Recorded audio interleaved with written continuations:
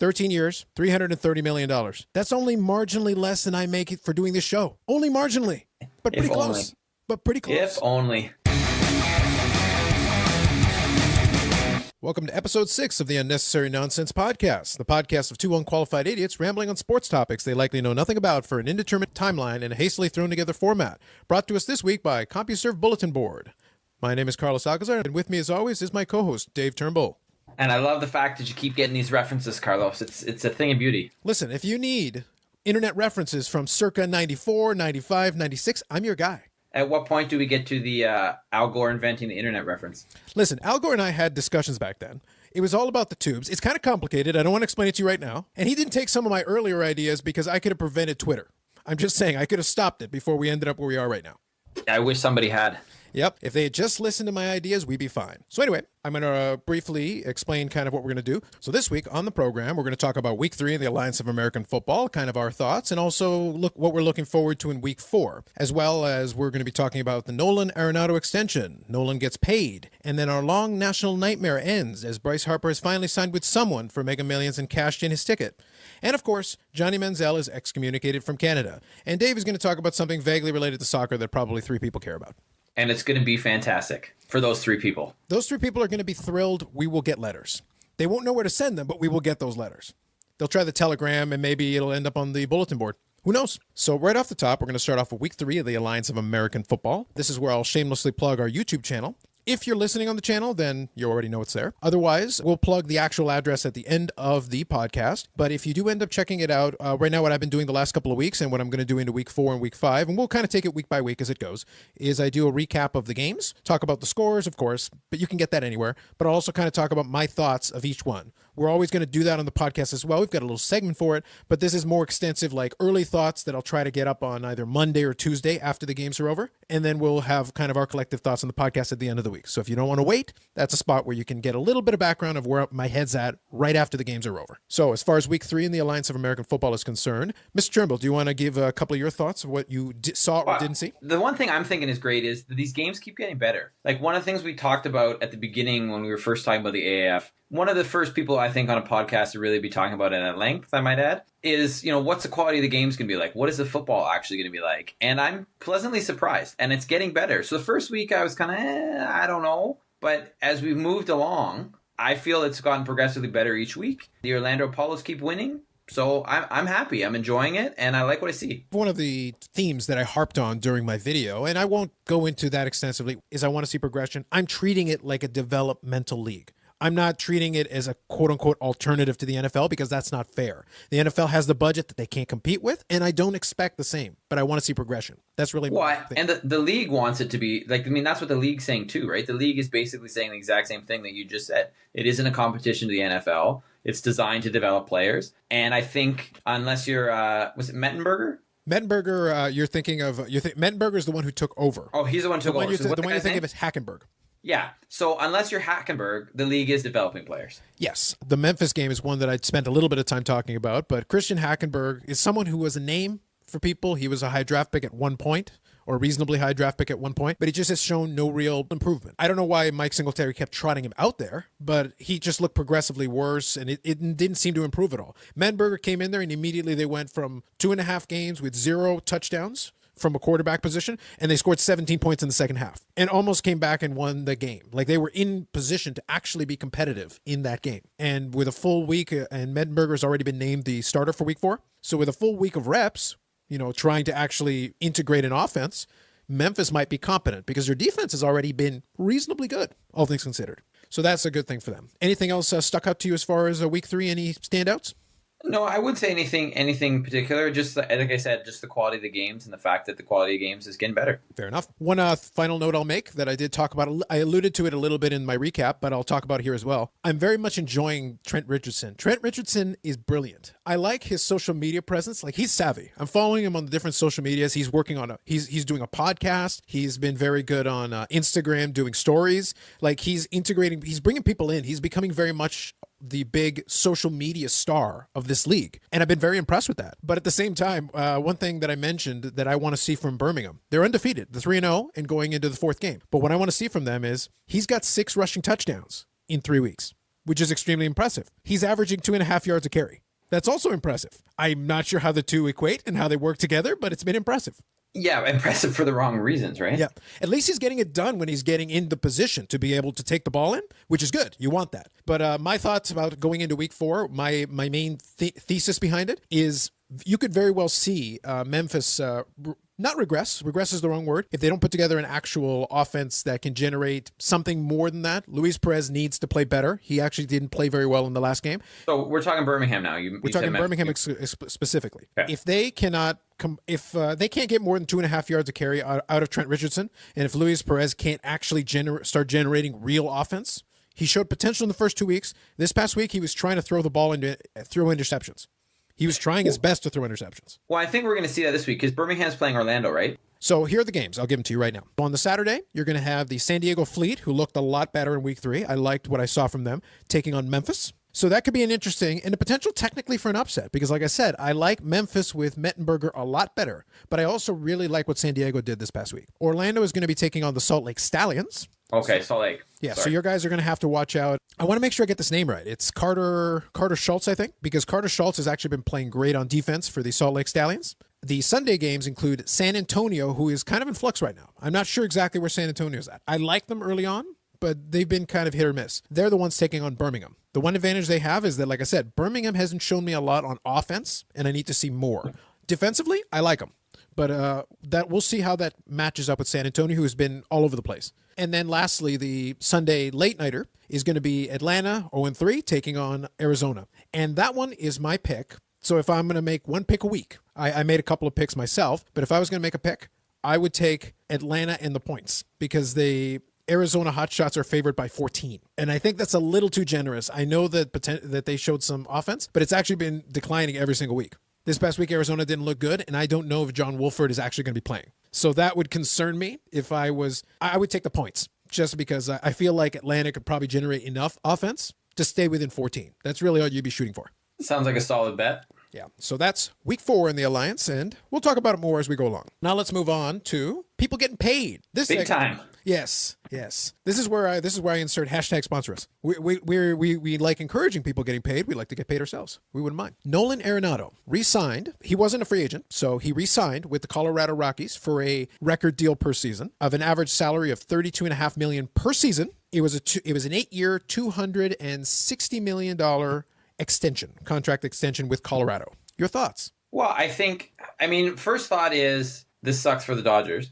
But then again, they did beat them last year with Arenado in the lineup. But for Colorado, I think this is a great deal. And I know there's been some articles out there and there's been some talk out of there that this is bad for the whole free agency thing, like for the way free agency is going in baseball. And then you have a big player who's coming up to free agency but chooses to stay with the team instead of test the market. Which, he obviously could have tested the market and come back to Colorado. But to stay with the team, depriving fans of having this opportunity for this free agent thing. And I'm like, free agency sucks. It sucks the way it is right now. It's not that entertaining. Like, you can basically tune in February now if you want to see anything important. So who cares about the winter meetings or anything like that? I think, hey, you know what? He's in a good situation with a team that's on the rise, signing an extension. So to me, this is one of those big money deals that actually makes sense for the player and for the club. I agree with that. The only thing I would throw out as far as free agency is concerned, I'm of two minds on this. My problem with it is, what about the guy re-signing with the club where he did well and built himself up? From a Colorado Rockies fan standpoint, you're like, great, we re-signed our guy. And we didn't have to do the whole free agency, all the posturing. Because at the end of the day, you're talking about large dollars anyway. Also, as far as an annual average salary of $32.5 million, that's hardly insulting. And it doesn't really wreck the free agent market for the mid-tier guys and the low-tier guys who aren't there. The other thing is, from Arenado's standpoint, he's averaged 40 home runs and 126 RBIs over the past 4 seasons.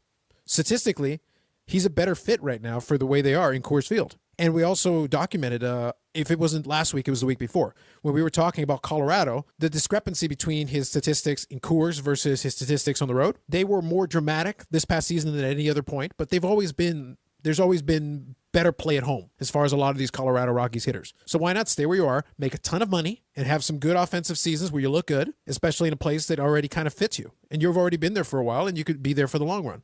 You'll be a fan favorite. They'll love you. It'll be good. And I think the thing that makes this one a little bit different than say, the Machado deal or even the the Harper deal, dun dun dun, I know we're going to talk about that later, is the fact that he's in a position to win now, right? You're not giving all this money to one player in the hopes that, you're going to make a quick turnaround. Like, Colorado's already good. So now you're locking up your best player, and now you have, with a deal that I think is fair and makes sense for the team, and then you can maybe look to add that final piece or those final couple pieces that are actually going to put you over the top and take you further than the NLDS. It solidifies them and kind of makes Colorado at least a player in the long run, knowing they don't have to worry about that for a while. It's already been settled, and now it's just figuring out how to fill out the rest of the lineup, making sure they get their pitching right, and making sure the rest of their offense is solidified going forward. Exactly. So I think it's a good signing in as far as paying a guy $32 million a season can be a good signing, I suppose. I agree. Now, our long national nightmare, as I said, is over. At last, ladies and gentlemen, your hunger strikes can end. You can stop lighting candles. Bryce Harper has accepted a boatload of money. 13 years, $330 million. That's only marginally less than I make it for doing this show. Only marginally, but pretty close. But pretty close. If only. Yep. Wait until we get that hashtag sponsor us money. We'll settle for $325. We're not greedy. 13 years, $325. Giancarlo Stanton money. We can do that. We're fine. Hell, we'll even split it between the two of us. Our generosity knows no bounds. And I promise to keep the amount of bling to a minimum. I won't do the full Mr. T thing. I'll do like a half Mr. T. I think that's fair. That's reasonable. Yeah. And you can bling up Benny T. It'll be very exciting for all of us, I think. Bryce Harper's deal works out to be a little over $25 million per season. But what he did is he went for the record for most amount of overall dollars in the deal. So that beat the Giancarlo Stanton deal by $5 million. Still same 13-year time period. So basically, Bryce Harper will be, right now, no trade clause and also no opt-out. So right now, Bryce Harper is, quote-unquote, set to be a Philly through his age 39 season. Your overall thoughts on that one? Well, I mean, first of all, for Bryce Harper and for his agent Scott Boras, I think it's a great deal. And that's basically where I end with my thoughts on that being a great deal. I think Bryce Harper is a good player. And it was interesting. I was listening to MLB radio, and they're talking about how, is Bryce Harper in the top 10 anymore? Is he in the top 15 of players? And, there's a lot of people that I feel like are really high on Bryce Harper and who they think Bryce Harper is. Bryce Harper is a great baseball player. I just don't think this deal is going to make sense long-term for Philadelphia. There may be a short window in a couple of years, or maybe like midpoint in this deal, maybe, where Philly can put it all together. But by the time he's 38, 39, especially if the NL still doesn't have a DH, they're going to be going, why did we do this? So taking it from a historical perspective, history kind of tells us that these long-term deals don't tend to work out. I'll use the Miguel Cabrera example, and the truth is we're going to talk more about him during the main topic. I think we left out the main topic. It's going to be us talking about the American League Central, so we're going to get to more about Miguel Cabrera shortly. But as far as the example that he sets is concerned, Miguel Cabrera, Albert Pujols, all these long-term deals, they range from being either fine for a while. The only one that I can think of that is a long-term deal that was decent for a time was maybe the first A-Rod deal. Not the second one, the first one. You're talking about the one in Texas. The one in Texas. Yes. And it wasn't that he played exceptionally well through the majority of his contract. If you take that first contract from the beginning of it towards the end, in the end he ended up extending for an additional 10 years. But the extension was the egregious part. The initial contract during that 10-year span, it was fine. There's nothing wrong with it. The extension made it dumb towards the tail end where they had to buy him out, but none of these long-term ones ever work. I wouldn't even worry so much about his year 38 and 39 season. We're assuming, even if we take Bryce Harper in a vacuum and say he is an elite player, which I can contest, but let's say we take him and assume he is. I'm not worried about him through his age 30 season. The only reason Bryce Harper is valuable at this point is because he's 26 and you're projecting into the future, hoping he can maintain his prime into close to his mid-30s. That's what this contract is trying to say. Miguel Cabrera is approaching his mid-30s. He's not even there yet. I think he's 34. Well, last year he played 38 games. So it can be injury, it can be age, it can be a variety of different things that can knock a player down. And Miguel Cabrera was a Triple Crown winner. I'd rather have Miguel Cabrera at his prime, at his best, than what Bryce Harper currently brings to the table. And the problem is, do I expect it to get better? So I'd be hoping then for his MVP type season to happen again in the future. I think in the long run, I don't see Philadelphia and Bryce Harper staying together for the majority of that 13-year period. But with no trade clause and no opt-out, if you're Philadelphia, if he starts to fall off, all of a sudden you're stuck with this gigantic contract that you have no way to get out of for a long time. And it's just going to keep going for years and years and years. We'll see how it plays out. But the truth is, I don't understand the deal. And I'll actually throw a little wrinkle in it for you. I don't know if you heard about this, Dave. Did you know specifically some of the details? It's still alleged, but do you know some of the details regarding the Dodgers play for Bryce Harper? Yeah, like the talk that they were going after him, but for a shorter term deal. Yes, but they actually met with apparently representatives from the Dodgers met with him at his home in Vegas. That is right. But a little bit of information leaked out. Again, it's rumor and speculation, but there were rumors out there about what type of deal they were offering in terms of dollars and years. Did you hear about any of that? No, I did not. Word out there is that it was in the area of 4 years and an average of $45 million per season. Oh. So really the sticking point wasn't the per year. $45 million per year, that's far and away. It's an extra $20 million per season over what he ended up signing for. But it would have made him a free agent at age 30. So potentially for both parties involved, if he plays up to the level that they think he can play at, then all of a sudden you make $180 million in 4 years, and then you're a free agent again at age 30 with the opportunity to sign one more mega deal before you leave your prime. That makes me wonder why he didn't sign that, if that is actually what was on the table. I think he just wanted the guaranteed dollars. Fair enough. Knowing for sure you're getting $330 million over the next 13 years, for sure. That's a lot of security. You know where the money's coming from, and you know how much is coming. No, it's true. And I think what this shows us is that this deal is all about the money. 100%. And that's it, plain and simple. It's not about anything else. It's not about winning. It's about the money. For Philadelphia, this will only work if it results in the minimum of one championship. It has to result in a World Series of some kind, or else it was a complete waste of everybody's time. Correct. There's no other option, no other scenario that works for Philadelphia other than minimum one World Series championship. Also, and I think they're even talking about, like, I don't know, now there's rumors flying around that they're going to go after Keuchel too, and maybe Craig Kimbrell, who are both asking for stupid money. Like, you may as well. The thing is, if you want to bankrupt your franchise, go nuts, Philly. If you may as well go all in, then truly go all in. Because you've got your window, whatever it's going to be, and you don't know. You can ask the Chicago Cubs what happens when your potential dynasty falls apart. You got to take it if it's there. If something's there, then go for it and see what happens. Which makes me feel like the Dodgers aren't, but that's another story. Well, I think $45 million a year is pretty respectable offer. Oh, for sure it is, but I feel, I don't know. You didn't want him for 5, 6, 7 years. I'm not sure what I really feel about that. Yeah, you don't want him for 5, 6, 7 years. It wouldn't have made any sense. And I think that's what it would have taken at the $45 million per. And which is still like obscene. It is. But I to be honest, I want to give your Dodgers a little bit of props. I like that offer. I feel like the contract, even though the $45 million is obscene, the contract length I think is beautiful because it gets them out of Harper just in case he doesn't come out as advertised. They only have to pay him for 4 years. They're not on the hook forever. I kind of like the offer. Even though it didn't work, I like the idea behind it. And they showed they were willing to offer big money, real money. So conceptually, I love it. In the end, it didn't work out for them. I don't think it's going to work out for Philadelphia either in the long run. So there it is. Our good buddy, Bryce Harper, finally. The Harper update finally led to something. So much for my $600 million with the White Sox prediction, but we fell just short. If he had gone, what can you do? If he had gone with the carp, it would have been billions of yen. Billions. Anyway, there's your Bryce Harper news. And I think that'll be it for Bryce Harper news for a long time because I don't know what he's going to do that would actually be worthy of news. We'll see. Now. DFL football, Carlos. Johnny Manziel. Yes, we're doing it. All right. Johnny Manziel is excommunicated from Canada. I don't actually think that's how it was worded. That is how it was implied. He was escorted out by Mounties, the polar bears and beavers holding ground. The caribou were like, get out. And we were going to send Canada geese if he didn't move fast enough. You know, honestly, I think if that's how it actually went down, that probably would have been the best story ever. It's not far. It's not far removed. Now, one thing I'll note about this. So let me quickly outline the story, and then we'll opine our thoughts here. Johnny Manziel basically had come to CFL, I guess, with some hype. You know, they were kind of hoping that he would be able to, his style of play would translate well to the CFL game. Given that he's kind of an undersized quarterback who can run a little bit, conceptually it seemed like a reasonable thought process. But he had also kind of flamed out as, quarterback of the Cleveland Browns. This was kind of forgiven thought away because it is the Cleveland Browns and they're a dumpster fire historically. But the reality is when he got to the CFL, he basically flamed out in Hamilton because he couldn't win the starting job because he didn't play well enough. And we'll talk about what they traded in a second. But the reality is then he was cast off to Montreal. And I think to your point, Hamilton did well on that deal. What were the particulars? Do you remember? It's 2 first-round draft picks. Yeah.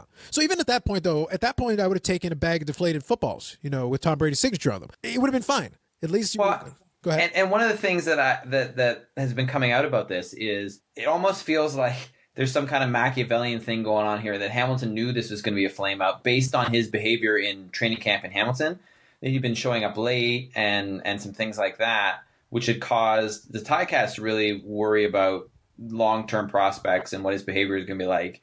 And I think they saw that the ship was going down and decided to cut it when they could. And I think, honestly, I mean, I get that in the CFL, a first-round pick isn't a game changer like it is in the NFL because it's, Canadian college draft. So you're saying they're not getting Kyler Murray?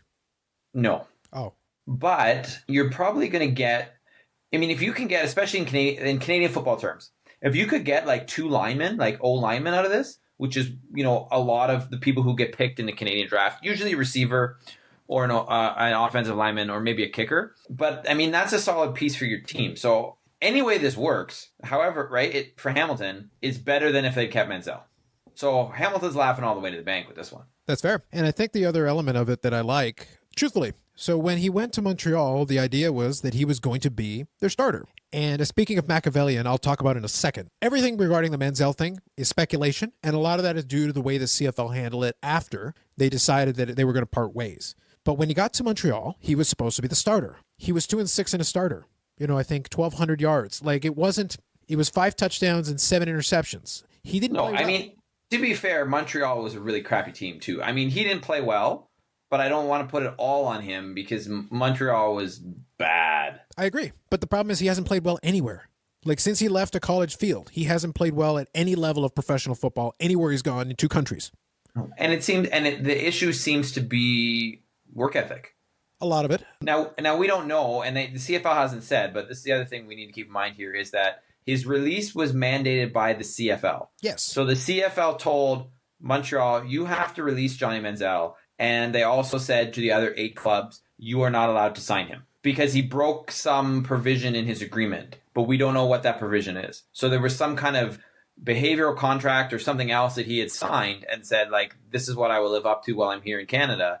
And something on that list he didn't do, but we don't know what that is yet. That hasn't leaked. That's right. So I'm going to quote here a TSN story, which is actually the one that I'll include in the show notes. Basically, the statement coming from the CFL Commissioner Randy Ambrose was, we advised Montreal that Johnny had violated one of the conditions we had set for him to be in our league. We didn't release the terms of those conditions then, and we're not going to do that now, which the vagueness is part of what leads to, it fuels speculations about what it could have been. People are then looking at, okay, so where could he go? The Alliance of American Football, potentially the XFL, whatever. And one of the things that gets thrown out there now is that was Manziel, and this is the Machiavellian part from his perspective, was Manziel so disinterested in playing in Canada that he knew what the terms were? He knew exactly what he would need to do to effectively get his contract voided, and then just either didn't show up to something he was supposed to show up to or violated the terms in some way, because nobody's gone out and said that he had any problem with the law or did anything in particular, but he violated something they had agreed to. So in reality, all he'd have to do is not show up to a mandatory meeting of some kind, something related to anything. And if that's enough to get him booted out. The problem that I have with it, and that's very possible, that could very well be the case. The problem that I have with it is this. If you're the Alliance of American Football or the XFL, in terms of grabbing headlines, it would work for a little while. My problem is twofold. Number one, he hasn't shown that he can play anywhere right now. He hasn't played well in years with anybody, anywhere he's gone. Number two, let's take it at face value, and let's say his grand master plan, once he decided he didn't want to play in the CFL anymore, he decided he was going to violate the rules to get out of the league. Here's my issue. You can't honor your commitments. As a quarterback, you're supposed to be a quote-unquote leader.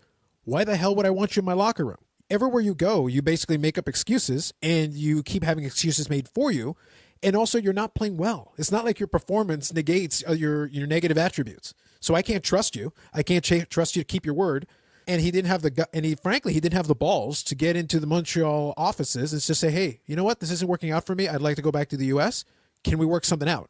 Because I'm sure that would have gone over a lot better than breaking the conditions in order to get himself booted out of the league. For sure it would have. Yeah, it's not a good look because even if, as you said, best case scenario, he didn't commit a crime, he didn't, fail a drug test or something more serious.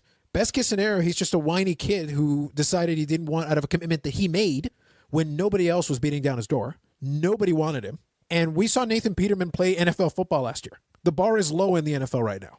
There are 32 teams there. You're not good enough to be a backup. You're not good enough to be, a starter on a really crummy team. No one wants you. And now all of a sudden you're looking at the Alliance of American Football. He was scheduled to make 202,000 Canadian next year. Translate that into US dollars, I think that's 140,000, give or take. Still a decent salary. That's more than the 75,000 the Alliance would give you. That's more than the 75,000 the XFL I think is going to be paying their players. So you're going to take a pay cut. And truthfully, history tells us already that if you're an American who wants one more crack at the NFL, you can still get there from the CFL. You can ask Doug Flutie. You can ask Jeff Garcia. You can ask Warren Moon. Warren Moon's in the Hall of Fame. It's possible. For whatever reason it didn't work in the NFL the first time, you went to the CFL and played if you demonstrated. Now, all of those guys won championships in the CFL. They demonstrated a capability, A, to play, and B, to win. Johnny Manziel has not demonstrated that he can play, and he hasn't won anything. What are you supposed to do with that? Other than the brief bump from the headlines, Johnny Manziel's not worth a penny to me. He's barely worth the league minimum, which is the league maximum. It's kind of a waste of time for me. I'm sure they'll try him out and maybe they'll throw him out there on a team, but it seems like I wouldn't waste any more time with Johnny Manziel if I was one of those leagues. No. So that's my main takeaway from that one. Anything else you wanted to add on that piece? No, I think we move on to our final news and note. All right. Which is me talking about Toronto FC. All right, hold on. It's not. I feel like I really want to record some kind of introductory segment for pretentious cross country running, and then you can get into your spiel. I'm gonna have like a jingle or something at some point. All right, do it. But pretentious cross country running report with David Turnbull. Please. So here's what happened. I was at the game on Tuesday. It was cold, -10 with wind chill was -18. What it felt like. TFC played a lot better than they did in Panama, a lot better, but they only managed a 1-1 draw, which was another horrible defensive error for the goal that was scored against them. So they're out of the tournament. So 1-1 final in that game, 5-1 on aggregate. They're bounced. Independiente is now playing Sporting Kansas City in the next round. I expect Kansas City to do a lot better. They just eliminated Toluca from Mexico. So the 4 U.S. teams that are still in it are moving on, the MLS teams. And we've still got 3 Mexican teams, I believe, in it, and a couple of other teams. So I'm looking forward to following the tournament. I don't think anything else is on in TV in Canada, but I'll still follow it. In the meantime, TFC is maybe signing somebody else from Belgium. They say, we just need a signature on the paper, so why don't you just have the signature? Anyway, I'm still not really looking forward to TFC's season. They're opening up on Saturday. They're playing the Philadelphia Union in Philadelphia. And I will watch the game because some part of me just likes the pain. Because I freaking think they're going to suck. Just suck this year. Only some part of you. I've long known you to be a masochist. It is kind of your thing. I'm surprised you didn't go in person so you could freeze even more. Well, I'd have to go to Philadelphia to do that. It wasn't a home game? Because I saw like a commercial for it. I thought they were. No, their first home game is March 17th, I believe. Okay. And quick question. I tried to throw it in there earlier. Who scored first in the game? TFC did. So they scored in I think it was like 20-something minute. So you're saying in the first half that if you guys had gone to my proposed rule change, TFC could have won and you could have been out of there in 20 minutes. How convenient. Hey. You should be right in the league. Just saying. You guys could have been out of there in 20 minutes and moved on with your lives. All right. So instead, I was there for an hour and a half. But I did move on with my life because my anger from last week has greatly dissipated into casual just acceptance. So you basically become Oaks. Let's not go that far. Just saying. Anyway, shout out to you, Oaks. As far as the news and notes, that mainly covers the main topics of it. One thing I am going to add a little wrinkle, and I'm going to try to do this going forward to help out anyone who's listening. When we do our news and notes, some of them take a little bit longer, some of them are a little bit quicker. I'm going to try to put timestamps on them. So if somebody wants to kind of fast forward through, if they want to skip pretentious cross-country running, they can go straight to the main topic. They can bounce back and forth. It's just to help out the listener because we're thinking about you guys. We care about our listeners. We care. That's right. Main topic of the day. The American League Central, they suck. They all suck. They're really, really bad, except one team. Yeah, I think dumpster fire would be another apt comparison that we could use here. Yeah, and it isn't because I dislike these teams, just so we're clear. I am an American League guy. That is my preferred league. I am making a conscious effort to watch more of the National League. I actually got the charge from MLB for the New Year's streaming package. My goal is to make sure that I want to get maximum value out of it. I'm going to be sitting there doing the multi-screen life. I'm going to be watching some games. That's my plan. But I got to tell you, this league, let me give you a little context, and then we'll talk about what we think this league, this season is going to hold for the American League Central. For context, for everyone. Last year, all you need to understand about this division is that 4 out of the 5 teams had a negative run differential, meaning they gave up more runs than they score. 4 out of 5. That's first, okay? Second, 2 of the teams lost over 100 games. The third place team, the Detroit Tigers, lost 98. That's bad. That's real bad. Number 3. Minnesota, who was the second place team, was under 500, but they won six of their final games to get to 78 wins. That's bad. And lastly, Cleveland, who ended up winning the division, actually had a losing record against teams over 500 at 23-31. That's bad. And they were the best ones, comfortably the best ones. They won by 13 games. Just think about that. They won the division by 13 games. Minnesota was 19 games back of the wild card. They were further behind the wild card team than they were the team who won their division. That is also bad.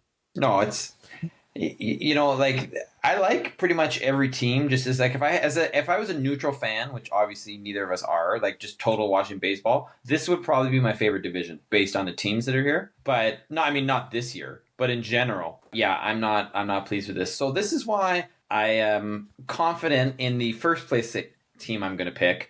And just for the listeners who can't see this, Carlos has now put on a Cleveland hat, which he bought at the game last summer. The C is for Carlos. So now my prediction for this division, again, I don't know really how I feel about this. I have Cleveland as number 1, and I feel relatively confident about that. I think that's the only one where I think we can safely say, unless something disastrously tragic happens, spoiler, I think Cleveland wins this division.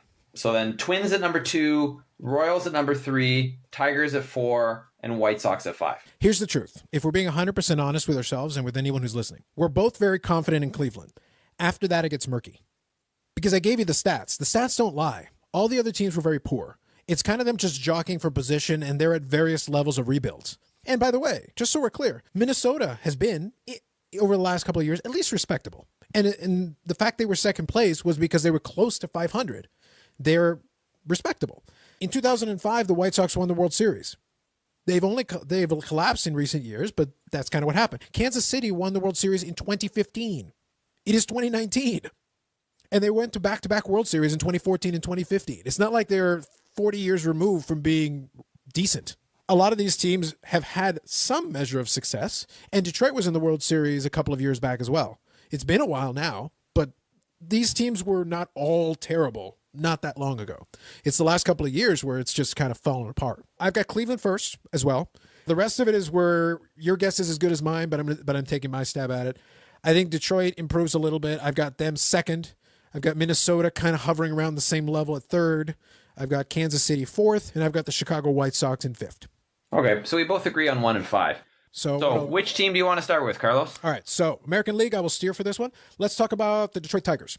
Okay. All right, so last season they were 64-98, as I said. They were almost the third 100-loss team, which I got to think in the history of baseball might be a record for a division to have 3 100-loss teams. I don't think I've ever heard of that. I'm not sure. Yeah, no, for sure. Considering they play each other, I'm not sure how that's even possible with the amount of games they play each other. Anyway, so really the question becomes this. The Detroit Tigers, for a lot of these teams, there's no sense in going into an extensive analysis because there isn't a lot you can do here. For me, the Detroit Tigers really comes down to, can Miguel Cabrera rebound from playing 38 games last year? Can he play? He doesn't need to play at his, Triple Crown MVP caliber level, but can he be good? Can he be respectable? Can he be a 20 to 30 home run guy who hits 280 or 290? He used to be a 300 hitter. He doesn't need to be that. But if he's a guy who can hit 20 to 30 home runs, hit 280, 290, be a good hitter as a designated hitter / first baseman, I think that helps Detroit a little bit. So that's one thing. So can he return to some kind of his form? Because they're in the middle of the rebuild, and right now Detroit has $55 million committed to Cabrera and Jordan Zimmermann. They're basically sitting around waiting for Jordan Zimmerman's contract to run out. There's some talent in the minors, but again, they're waiting. They're sitting there on it. Injuries, are questioned. Victor Martinez retired, which opens up the DH position potentially for Cabrera, which, as I said, might help his health and get him through the rest of his contract, because he still has 5 years and $154 million left on his contract. That kind of goes back to that long-term deal and the potential downsides of it that I'm talking about. And at the early part of that deal, Miguel Cabrera's deal was a bargain. And if he was still 70% of what he was at his peak, it would still be a pretty good deal. So think about that. 5 years and $154 million left that Detroit has to pay out. You can't trade the contract. There's nothing you can do with it. You just have to throw him out there and hope he can play a little bit. Yeah. And as far as Detroit's concerned, I can't even talk about their pitching staff. Jordan Zimmermann, good luck. Yeah, I don't have much to add to that. I think a couple of things worth talking about, though, is Daniel Norris, speaking of pitching, he's now out of the rotation. Last year had a 5.68 ERA in 44 and third innings. So that doesn't give you a lot of confidence. Cabrera, I mean, he's still, like, if he can keep his numbers where they've been or close to where they've been historically, again, he's 35 right now. He turns 36 in April. But last year, with an average of 299, on base 395, like, he had good numbers in that sense. He just needs to play. That's why I'm hoping it projects out to a full season. If he can hit somewhere in that 280, 290 range and actually play a full schedule, I think that projects out well over a full year. Oh, for sure. And then you have, the one thing is you have Marwin Gonzalez signed a 2-year deal for $21 million from Houston. So he's 29. Last year he hit 247 with 16 home runs and 68 RBI. And they're expecting him to be a sort of third base DH combo, which I feel is a smart pickup for them. I think it's a good pickup. He's a good player, very serviceable player. But I don't know what this team is right now. I don't know where they're going. You know, like, okay, great. Now you can just be mediocre like every other sports team in Detroit. Shout out Detroit. No, the fact is that's really where the Tigers are at. A lot of these teams are kind of in limbo, which is very strange for most of a division to be in that status. That's kind of the reason why Cleveland looks so good relatively. It's not that they're world beaters right now. It's just they're not a disaster like a lot of these other teams. Yeah. So that's kind of where Detroit falls in. So for my projection, we both have Detroit in different spots, but really what it's going to come down to is if they can put enough pieces together, because having Miguel Cabrera for a full season, if he plays okay, is like getting a hitter in free agency. That's really what you're getting. It's just absolutely, you got something there. The rest of it is just going to be, can they cobble something together and at least be respectable? That's really what that comes down to. Next team on the docket for me here, I've got the Kansas City Royals. They were losers of 104 games last year. I think their management is competent. So really a lot of my confidence in them. Now, mind you, my confidence led me to say they're fourth. But what I'm thinking basically is that they'll improve. I don't think they'll lose 100 games again. That should be enough. My quote-unquote confidence really comes down to I expect them to play a little bit better. When we did our research, I looked at one of the preview magazines, and they wrote something that I quoted, that I'm going to quote here for you, that really kind of tells me what the problem is with Kansas City. Alex Gordon rebounded after 2 poor seasons to hit 245 with 13 home runs. That's a rebound? That's an improvement? Now, fortunately, Alex Gordon is at the end of his contract, so he'll be kind of off the books shortly. But that's kind of what Kansas City's looking for. Now, it's not that they don't have some players who can play. It's just a lot of the pieces that they had that got them into those back-to-back World Series years, they're not there. And a lot of the components aren't around. They're trying to figure out how to cobble together a lineup. Ned Yost is probably going to retire after the season. I think he agreed to hang in one more year just to kind of work with the younger players and try to help them as part of their rebuild. But they're in full-fledged rebuild mode. They're trying to put the pieces back together. Yeah. I mean, same thing, like question marks. So if your main guys that you're trying to sell the fans on are Alberto Mondesi and Billy Hamilton, like you don't have the names. I mean, the interesting thing is though with Mondesi, and oh how I wish he was Raul Mondesi. He has fairly good numbers, and if you prorated his numbers from last year because he didn't play the whole season to this year, you're looking at a guy who could potentially hit you 25 home runs and get 50 steals. Some pretty solid numbers there. I think that's what they're hoping for. They're hoping that a lot of their younger guys can meet some of their potential, some of the promise they're hoping for. That's really what that comes down to. But I do have some good news in the fans department. Now, this is potential. This is still something that's being worked out. But the Omaha Storm Chasers, the AAA affiliate of the Kansas City Royals, are making a pitch to add a player to their lineup who, if they were able to get, I think could end up at the major league level and really move the needle. Are you ready? I am ready. The Omaha Storm Chasers they've been on social media with this. They're pitching to get Bartolo Colon. Yes. The dream. Think about it. You would tune in to Kansas City Royals games to see Bartolo Colon. Who doesn't want Big Sexy, man? Who doesn't want to tune in and watch Big Sexy? Listen, as long as Bartolo Colon is out there living his best life and he's playing games, I think the baseball world is happier for it. We need to get this man back in baseball. He can start off with the Omaha Storm Chasers, work himself into shape, and then get to the major league level and play for Kansas City. I'm in. And bonus points, he doesn't have to hit, because I've seen that man hit, and it's something. I think the word used was majestic, or maybe the word I used was majestic, and you were just thinking it. Maybe, but yeah. I mean, it is majestic. It is. It's just maybe not the kind of majestic that the listeners are thinking when they hear that word. Majestic, like a slow motion wounded gazelle. It's not pretty. Unfortunately, that's really all I've got for Kansas City. There's not a lot I can add for these guys. Yeah, the only other thing is, like you said, speaking with young players, so they're thinking hopefully Brad Keller is going to be their opening day starter. He's 23. Last year he had a 3.08 ERA. in 140 and a third innings in 20 starts. So, if you can get him and he's a little bit better than last year or is on an upward trajectory, I mean, you potentially have a couple of pieces that you could look forward to, maybe build around. But again, neither of us are expecting anything from this team, really. Yeah. There's not a lot you can say. I would love to go more in depth on these, and I promise as we get into the season, as things are going on, I think as we've gone on here, the focus of the show has really been around football and baseball, because that's really, baseball is one thing I'm super passionate about. Football is something I've become more passionate about over the last 10 years or so, and there's just more to talk about, and it's easier to get in depth. You can't focus on too many sports. It's just not possible.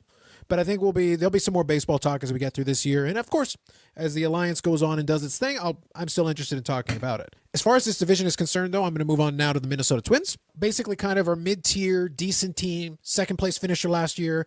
They went 78 and 84. I don't see them getting a lot better, and I don't see them getting a lot worse. They're kind of just stuck in that middle zone. They could very well be the second place team again, just by keeping right around where they were. Or they could move back one or two spots depending on what happens with the other teams.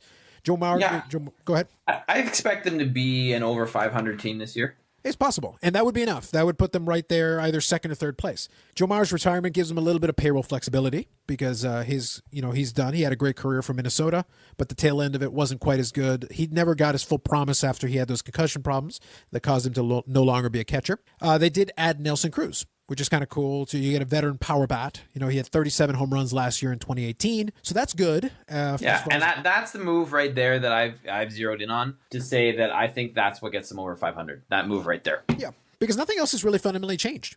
I don't think there's really been much other roster movement that really moves the needle. They're kind of the same team they were, but with Nelson Cruz. Yeah, but can I give you one of my favorite stories from the offseason of the Minnesota Twins, Carlos? Go for it. So Miguel Sano, he played 71 games last year due to injury. And this is my favorite, probably my favorite MLB offseason story. He has already injured himself. And you're thinking, well, okay, whatever, spring training, but still. No. He did not injure himself in spring training. This man has already injured his right heel in the Dominican League. He played in winter ball and got himself injured before spring training. I'm encouraged.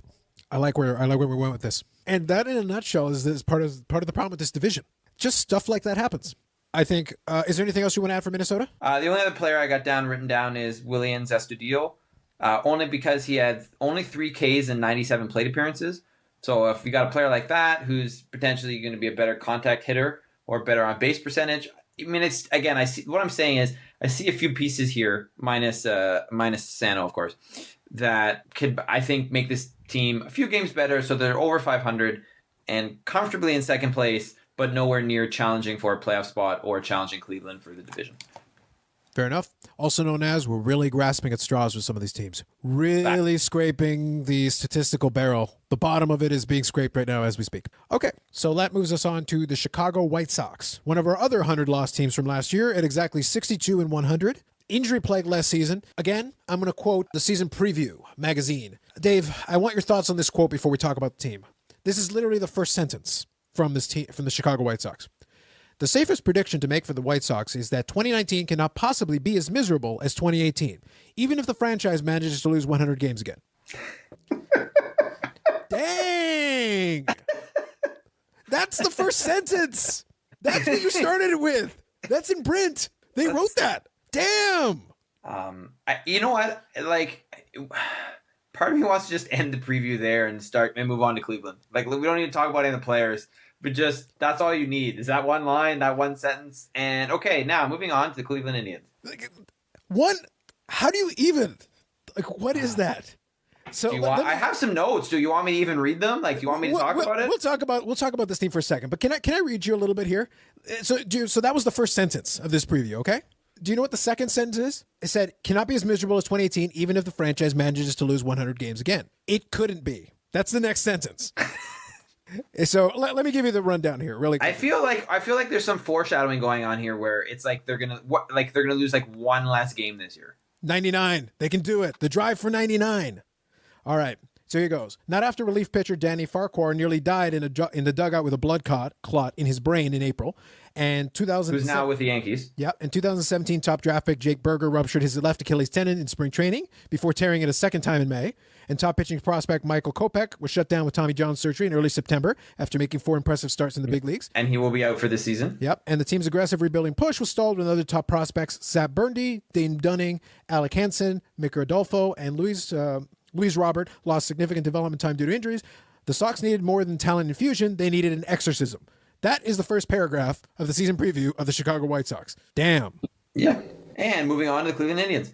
But also, can I add some insult to injury to what you've just read, though? Go ahead. So, first of all, the talk of the offseason with the White Sox was, we're going hard on Machado. We're going to try and get Machado. We think we get Machado, and he's going to be a Chicago White Sox. Well, now he's a San Diego Padre. You didn't get Machado. So, screw that. Done. Okay, there's one thing that's not going to get any better. Michael Kopech, as you said, out for the season. Okay, all right, let's see. Let's go to the next person. Okay, let's go to Yoan Moncada. Oh, he struck out 217 times last year. Okay, let's go to the pitching. Okay, well, we've got Kelvin Herrera and Ivan Nova. But when stability is the best thing you can say about your pitching staff is right? The only thing, personally, this is the only thing I think they have going for them, is Eloy Jimenez. He's the number 5 ranked overall prospect in baseball. He might not arrive till mid-April, but they're saying that he's a possible Rookie of the Year candidate. So, you know what? There's potentially a bright light until they tell us that he get injured in spring training and tore his Achilles and is out for the season or something. But there's still time. Sure. I will shine a little bit of a spotlight on Jose Abreu, who's been a very consistent and good player for Chicago. His streak of 25 home run, 100 RBI seasons ended because of injury, basically. Really, just health issues. I think he can still be a good player, but he's been kind of the bright spot in a lot of struggling seasons. And 2 final statistics I'll leave you with on the Chicago White Sox. They're at 6 consecutive losing seasons, which is the longest streak by the franchise since 1950. And last season, they were swept in 14 different series. I think, and this is the thing, I actually like the White Sox. I have a lot of White Sox gear. I don't know why. I just am kind of it's like my third team, if you can even have a third team. But if I'm living in Chicago right now, I'm if I'm a diehard Southside kind of person, then I don't know what I'm doing this summer. And if I'm kind of in the middle, I hate to say it, but I'm going Wrigley Field. There's a nicer ballpark and a way better team. I think for a lot of Chicago fans, if they're fans of Chicago-based baseball teams right now, if they're younger, they're looking to their elders. Tell us about the old times when this was the norm. Both our teams are terrible. And they're like, let me tell you the story, child, of when the White Sox and the Cubs were always perpetually terrible. I'm hoping for their sake. I have no ill will towards Chicago. I'm hoping at some point they can have a decent team again. The White Sox are not in position to do it. And as we mentioned, the Cubs might be at the end of their run. So we'll kind of have to see how that plays out. But right now, the Cubs at least they look more hopeful, even as they try to cycle out of their current roster. So now, our little trip through the American League Central, we tried to save the best for last because really, I don't know if I could do much worse than what we just did. So we got the Cleveland Indians, who last year were 91-71, and I already covered some of the statistics, but they traded away Donaldson, Encarnacion, and Andrew Miller, and Yan Gomes. So they're vulnerable, but considering the murderer's row of teams we've just talked about, probably still the best team. Yeah, Cleveland, I don't know. I don't know what they're doing. Because, we said, I don't know if we talked about this already or we talked about this off air before we started recording. They're not in full rebuild mode, but they're kind of in rebuild mode as evidenced by what you just talked about. But they didn't trade away any of their starting pitchers, so I think they're still going for it. I think it's a half measure. I think they're trying to. I think they were trying to cut salary with the idea that we'll keep the team competitive enough, given how bad this division is. Because I don't think for one second the management hasn't looked at the division and gone, "This is what we face. I like our chances to win the division. We can probably get to the playoffs, even if we get rid of all these guys." The money we save now will position us where if we get close to the trade deadline and we think we've got a real shot, we can actually load up. They can actually load up late and not commit to full seasons of contracts and do some other players. Yeah, I feel this is in most divisions, if you're in the NL West or the AL East or even the NL East now, this isn't going to work. But because everyone else in the division sucks so much, you know what? You might just be able to actually rebuild on the fly and keep winning. and then make the playoff revenue, which you can reinvest back in the team. So I see them as a playoff team. I don't see them going very, very much further than the ALDS, but hey, if you're, you know what I mean? Like if you have reason to show up at the ballpark, if you are a fan and are living in the Cleveland area. I think, though, that's the thought process. I think they're actually trying to be like, okay, this team is starting to age out. Our shot here is to try to field a competitive team. If we can take a shot, could you imagine if at the trade deadline they go and grab a bunch of rental players and maybe make a run? If they get to the ALCS in some way, it would be considered a major victory. Oh, totally. And if they can get it, and if they can get and develop some players that are going to be good for them in the years coming, that's a rebuild where you actually got to reap the benefits where the team was decent in the meantime. Yeah. And that's a best case scenario. That's about as good as you can do. So I am happy with them. They still got Corey Kluber, who is still their ace. Trevor Bauer had a 2.21 ERA last season. Tremendous. Jose Ramirez was an MVP contender. Phenomenal. And Jose Lindor was great. So they've still got good pieces.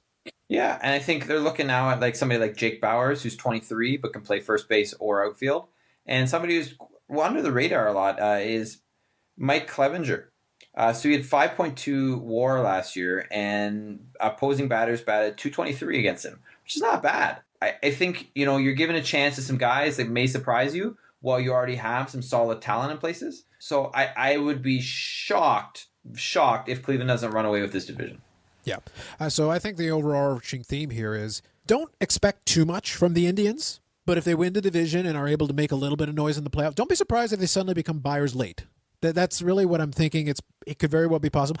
I like, though, as far as where they are currently positioned, I like what the Cleveland management is thinking. I like their thought process here because they've looked at their situation, and I think they're making the right call with where they are. As you said, in another division, this wouldn't work, but I think the strategy is viable in the American League Central the way it is right now. Yeah. So good on you guys. We'll see if you're there in October again this year. It's very possible, but I think that's all I have for the Cleveland Indians. So there concludes our AL Central, a.k.a. the worst division in baseball, preview. That's right. Not saying we called it ahead of time, but next week we're doing the National League East. How convenient. Let's talk more Bryce Harper. I know. Exciting, right? So excited I don't have words for it. Oh, boy. Yeah, pretty much. Well, the good news is that at least we have to take that into our evaluation. So when we're looking at the Philadelphia Phillies, we have to take into account that Bryce Harper is going to be part of that team now. Correct. It is something that will alter the composition a little bit. It will have some kind of a factor, most likely. So it'll be the National League East coming up on next week's podcast, followed by us finishing it off with the American League East coming close to home, where we can talk Yankees, Red Sox, Blue Jays, I suppose, and the other teams. I really don't want to talk about Tampa Bay, Baltimore. Nobody wants to talk about Baltimore, Carlos. No bueno. Talk about Baltimore. No bueno. It's not going to work. We'll get to that when we get there. And then right after that, that'll time us out beautifully because the first regular season game will actually be on March the 20th this year. So timing-wise, it works out beautifully. So as far as that's concerned, I think that covers the main topic. What are you looking forward to this week? Okay, so apart from the things that we normally talk about, because we always talk about AAF, so I am actually looking forward to the second round, or the next round, which is, I believe, the quarterfinal round of the CONCACAF Champions League. So I'm just going to go through the matchups for you right now. On Tuesday, we have the Houston Dynamo against Tigres, who play out of Monterrey. That's in Houston. We have the New York Red Bulls playing Santos Laguna. That one is in New York. Then we have Atlanta United playing Monterrey, obviously in Monterrey. And then on Wednesday, I don't know why they couldn't play them all on the same day, but they decided not to. You have the Giant Killers, and by Giant Killers, I mean they beat TFC, which didn't really look that hard. Independiente of Carlos's home country, Panama, against Sporting Kansas City. We're good at one thing. That and drinking. And it's We're not good baseball. at two things. So drug trading and soccer? Drinking and soccer. Okay, so 3 things. We're good at 3 things. Look, if you want to do the Monty Python joke, we're also good at money laundering, allegedly. We're good at 4 things. Yeah, it's interesting. Google the Panama Papers if you want to figure out what I'm referring to there.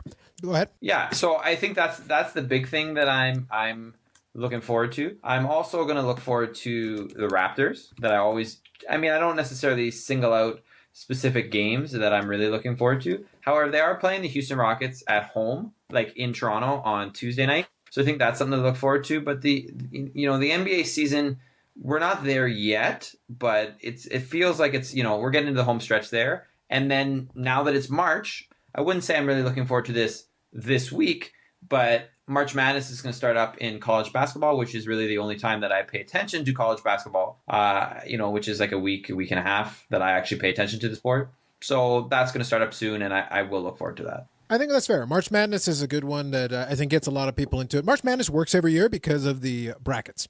The opportunity for different people in office pools to randomly throw together teams. I'm like, Gonzaga, you say? Oh. So really what you're saying is you like it because of the degenerate gambling. The thing is, I actually historically don't even like it. It's funny because I've participated in a handful of them over the years, but it's never been that interesting. I don't mind degenerate gambling. By the way, gamble responsibly, just saying. We joke about it, but I play with money I can afford to lose and not care.